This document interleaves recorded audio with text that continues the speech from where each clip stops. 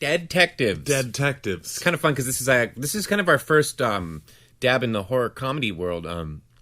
You all right? I'm okay. I think you got like crazy indigestion or something. Yeah? Why are you doing that with your hand? I can't feel it. I can't feel a hand. Should I? Jesus, you're turning all red. I'm gonna. Oh my god. I'm gonna get help. Oh my god. I'm better. That sucks. Oh. I'm not better.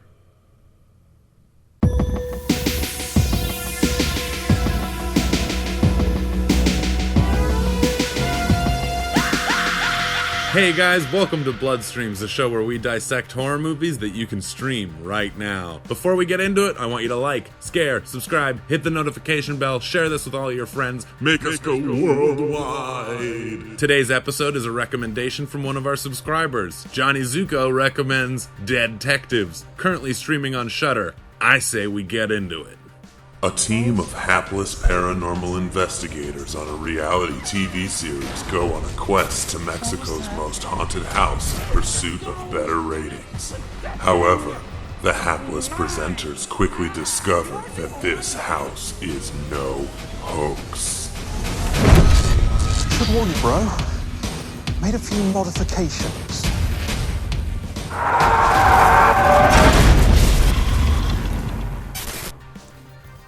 Okay, now that we're all better, let's get on with the review for DeadTectives. This is a horror comedy, which is it's like our first kind of dab at like a pure horror comedy. Pure horror comedy. It does it. I mean, right from the beginning, it's not trying to say anything else. Like, no, this is not a typical horror film. This is a horror comedy, a la Shaun of the Dead. Well, it's really taken from Ghostbusters. Yeah, it's heavily influenced by Ghostbusters, especially towards the end. I kind of liked it because it starts off in there, pretty much immediately not to take this movie seriously. Yeah, totally. I mean, it's really not to be taken seriously. No. Before we get too into the review, we should discuss. We're changing our format for the time being. Our workloads and our personal lives have gotten out of control. And so we just don't have time to do 2 episodes a week anymore. So what we're going to do is we're going to kind of dedicate the first half of this episode to just kind of general impressions, and then we will be spoiling it later. So DeadTectives, where were we? It's definitely a comedy. I liked this movie. Yeah, I enjoyed it. It's a lot of fun. I mean, it definitely has some problems, and there's certain areas where I think it could have been better because conceptually, though it's kind of something that's been done before, it's essentially ghost hunters that are faking ghost hunting, and then they go to a real haunted house, and it's really haunted, and it's like really, really haunted, and they got to deal with it. They got to deal with the ghosts in order to get out alive. It was written and directed by Tony West. I thought he did a good job. Some of the jokes fell kind of flat. The ones that landed really well, though. Yeah, the jokes they fell flat because they really hammer the comedy over your head. Yeah. Some of them are like, look how funny we're being. Right, exactly. Like from the beginning, like the comedy in this movie is it's just so overblown. Like they are just pushing for the jokes. Yeah. Sometimes it worked really, really well. Yeah, there's a couple moments in this movie that I was laughing out loud. Oh, yeah, absolutely, laughing out loud. But then some of it was like, oh man, just if you dialed it back just a little bit. Just a little bit. It's amazing. And that goes with the horror, too, because there are some legitimately scary moments in this movie. But most of the horror, it's so just... Look how scary we're being. Yeah, it's like thrown at you, and... subtlety can go so far in comedy and in horror. This movie doesn't have much subtlety in it. I wasn't a huge fan of the cinematography done by Andre Lascaris. Right. I think they were kind of going like, is this more of a comedy or more of a horror? It's more of a comedy, so let's light it like a comedy. Yeah, which means bright. Which means bright, and... that took away from the scary elements. Because it's done, like the lighting is very pretty, and the sets are very, very pretty, and also kind of freaky. Because it's all kind of just so shiny, it takes away from one of the most important parts of the film, which is the horror aspect. Yeah, a haunted house should look and feel like a haunted house. Yeah, like, I mean, they'd walk by windows, and it would just be like, is that supposed to be moonlight or daylight? I mean, it's nighttime. Very bright. It's starring Chris Geere, he plays Sam. He's the lead lead in this. He's the head of the... Good name. Chris? No, Sam. Oh, good character name. He plays the head of this ghost hunting team. They're going to be canceled after their last episode unless they pull off an amazing finale. Yeah. So their producer sends them to this haunted house in Mexico. Right. So we got Chris Geere, who's Sam, and then his brother... Dave, played by David Newman, who's his brother's name. Really good casting. We have Tina. Forgive me if I say this wrong. Ivlev. We'll call her Tina. She's very good. She plays not only one of the producers, but she's engaged to Chris's character Sam. They're the resident skeptic of the team, who's a very, very, very funny, charismatic actor, Jose Maria de Tavira. Martha Higareda is also one of the core cast members. She plays Abril, who is the new producer brought in by the network to get these guys in line, snap them in line. Make sure it's a good episode. Yeah, she's really good. Once again, though, her character just not utilized enough. She disappears for most of the movie. She's kept in the control room watching the monitors, and it almost seemed like I don't know what to do here, cut to the control room scene. And that was kind of what her character was. Totally. She was really, really good, and I didn't mind when we cut back to her because she was entertaining, but story-wise, her character really wasn't necessary. And the only thing that was necessary about her is a device towards the end. They're trapped in the house. Oh, this effect they did with the trapping in the house, though, drove me nuts. Yeah.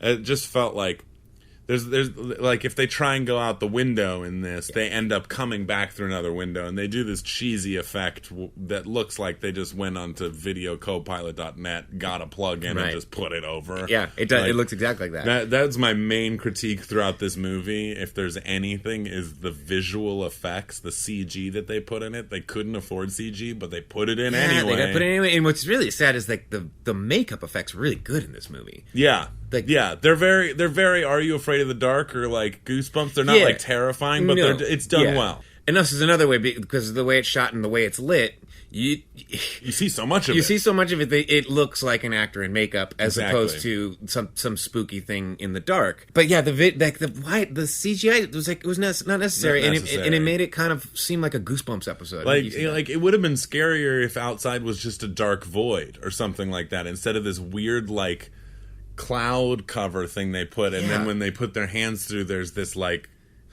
I don't know, like sparks and stuff, but it's just like it wasn't well composited, like it wasn't well motion tracked. It was like there was no reason for it. And they did these cuts too, where someone would go out the window and they'd do a whip pan where they're hiding a cut. Right. And that person would come back through the window. They didn't need the effect there. If they're doing the whip pan and the cut, like, what's the purpose of the effect? Totally. I know. Yeah, it would have been just really cool, like going out a window and coming in. And coming in. Another window, yeah. So that... Once again, simple is better sometimes. Yeah. Unfortunately, some of the comedy, because they went so full for the throat, it's just not funny.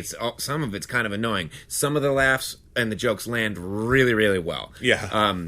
Some of the horror elements, there was one jump scare in particular that got me. Got me. I jumped out of my seat, and I was really mad at myself, too, because it was one of those jump scares where you're like, I should have seen that coming. It was kind of a cheap jump scare. Why didn't I see that coming? I know. But it got me. There was parts that could have been a lot eerier had they just kind of turned down the lights. Yeah. Right? Like, just turn down the lights. But, overall, I gotta say, it was fun. I enjoyed it. I would recommend it.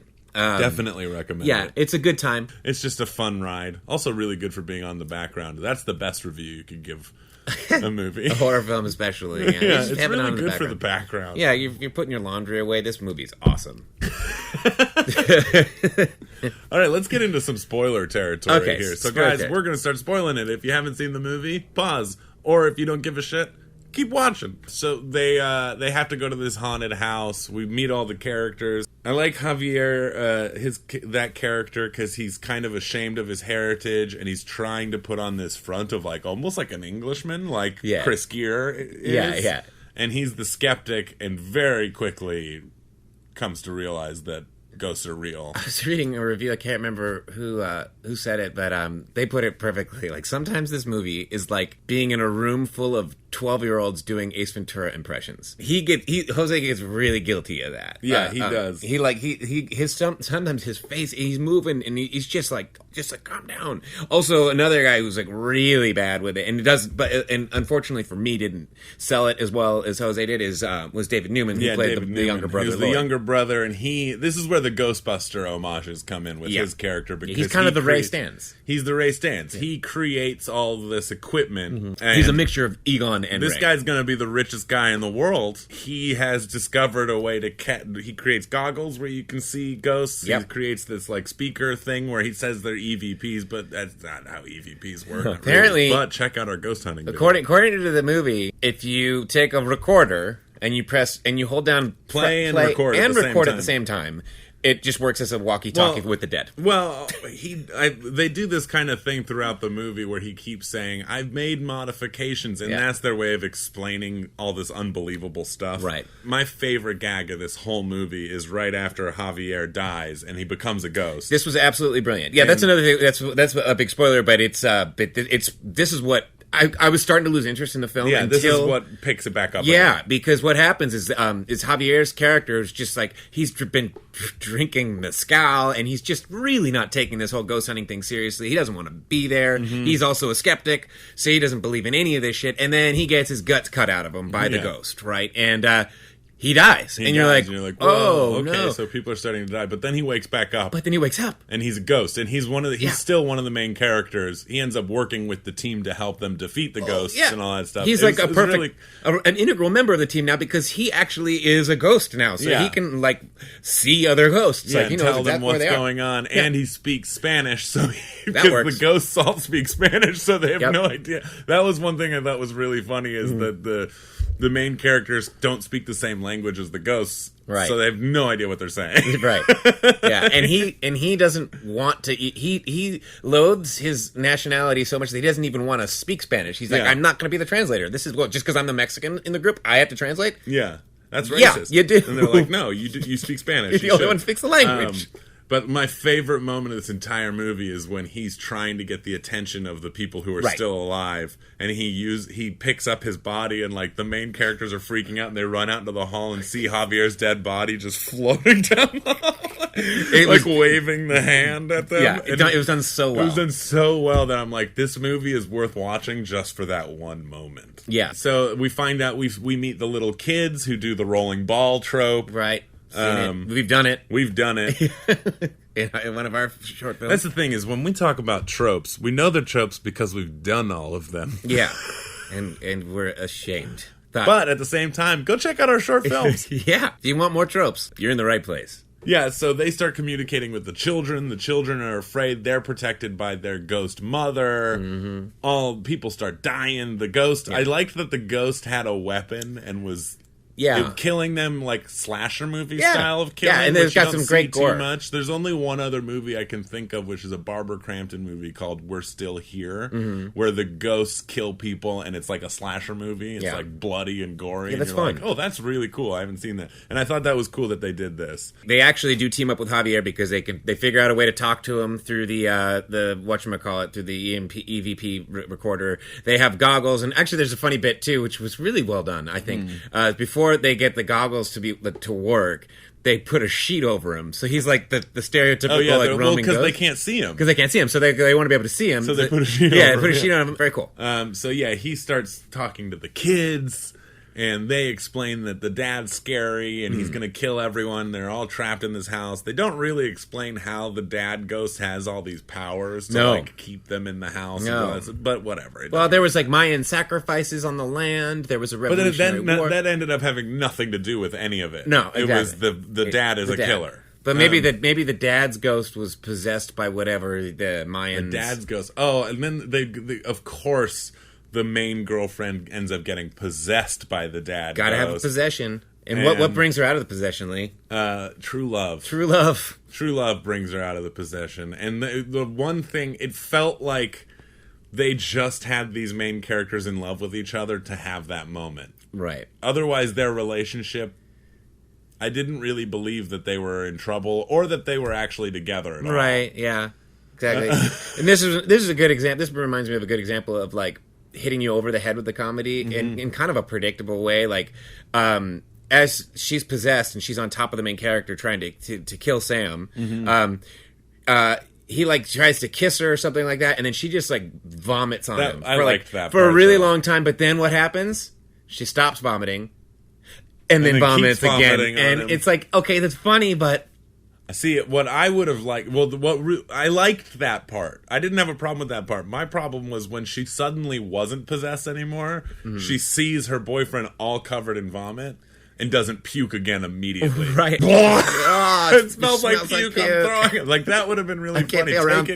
Take it to that level instead of having them make out. Basically, long story short, they learn how to work as a team. They learn how to work as a team with the help of the dead mother and the dead children. They kill and vanquish the dead father. The mother and children get to go into the light, and they realize, oh God, you know what? Maybe we can help people.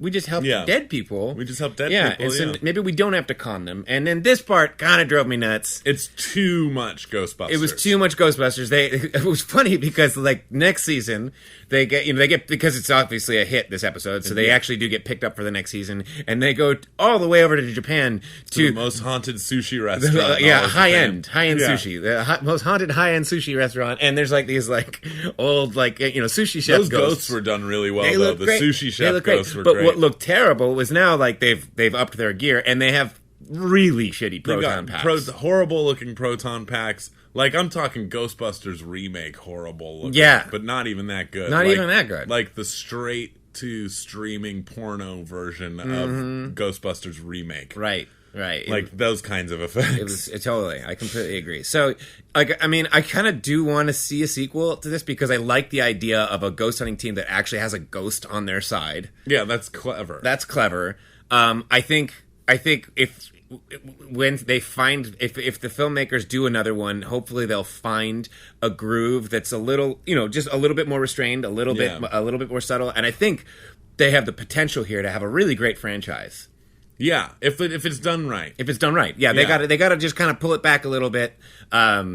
It essentially ends with them in their proton packs, and they shoot the lasers into the camera, and you're like, "Wow, that would have been cool. Those lasers looked like lasers." Or Ghostbusters hadn't already done it a lot better. Exactly. Whatever. I still recommend this movie. How many stumps out of 10? Okay, would you so give this I movie? would probably give this 7.5 stumps.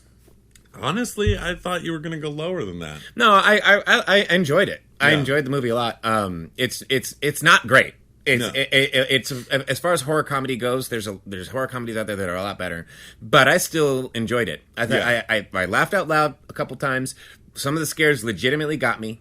And what else can you ask for in a horror comedy? Yeah, I think I'm going to give it a 6 out of 10. Just because I know the effects they were using. Right. And how they did those CGI effects. Right. And you also have to realize that if you can't make it look good, don't do it at all. Right. And to me, that really docks it down. But like you said, I laughed, I jumped. I thought it was really, really enjoyable. I probably wouldn't watch it again. No. But I definitely recommend that you guys watch it. All right. I think that's the end of this week's episode. DeadTectives, currently streaming on Shudder. Thank you, Johnny Zuko. Johnny Zuko. Let's get out of here. Outro time. Woo! Up and away. Whoosh. Okay, well, that's our show, our review for DeadTectives, currently streaming on Shudder. If you haven't seen DeadTectives, go see it. It's a lot of fun. If you don't have Shudder, you're really missing out. It is truly the ultimate source in horror streaming. Don't forget to like, share, subscribe, and murder the notification bell, and we We'll see you in your nightmares. So cheesy. I don't know why we continue to do that.